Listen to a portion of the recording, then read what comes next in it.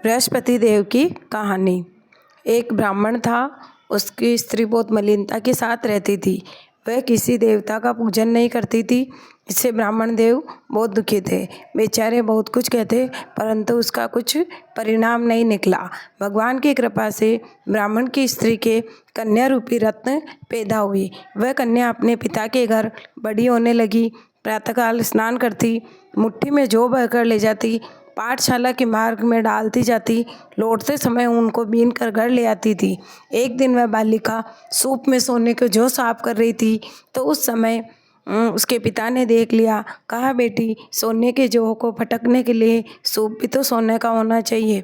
दूसरे दिन गुरुवार था। उस कन्या ने व्रत रखा और बृहस्पति देव से प्रार्थना करके कहा, हे भगवान, अगर मैंने आपकी पूजा सच्चे मन से की हो तो मेरे लिए सोने का सूप दे दो। इस प्रकार वह बालिका एक दिन सोने के सूप में सोने के जौ साफ कर रही थी तो उस समय शहर का राजपुत्र होकर वहाँ निकला। वह उस कन्या के रूप और कार्य को देखकर मोहित हो गया। घर आकर भोजन जल त्याग कर उदास होकर लेट गया।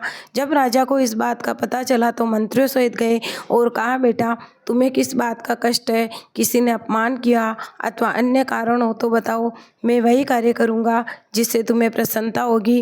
राजकुमार ने कहा, मुझे आपकी कृपा से किसी भी बात का दुख नहीं है। किसी ने भी मेरा अपमान नहीं किया, परंतु मैं उस लड़की से विवाह करना चाहता हूँ जो सोने के सूप में सोने के जौ साफ कर रही थी।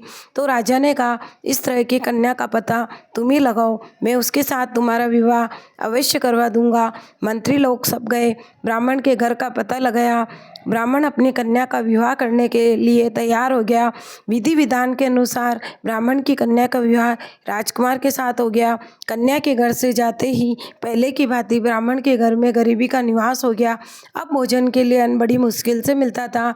एक दिन दुखी हो ब्राह्मण अपनी कन्या के यहाँ गया। कन्या ने बहुत सारा धन देकर अपने पिता को विदा किया। कुछ दिन तो अच्छे निकले, कुछ दिन बाद फिर वही हाल हुआ। फिर ब्राह्मण अपनी कन्या के यहाँ गया तो कन्या ने पिता को धन दिया और कहा कि अब की बार आओ तब आप माताजी को लिवा लाना, मैं उन्हें सब विधि बतला दूंगी जिससे सब गरीबी दूर हो जाएगी। तो ब्राह्मण अपनी स्त्री को लेकर पहुंचा तो कन्या माँ को समझाने लगी, हे माँ, तुम प्रातःकाल उठकर भगवान का पूजन किया करो। परंतु इसकी माँ ने एक भी बात नहीं मानी। वह प्रातःकाल उठती थी और बच्चों का जूठा खा लेती थी। एक दिन पुत्री को गुस्सा आ गया, कमरे से सभी सामान निकाल करके माँ को बंद कर दिया।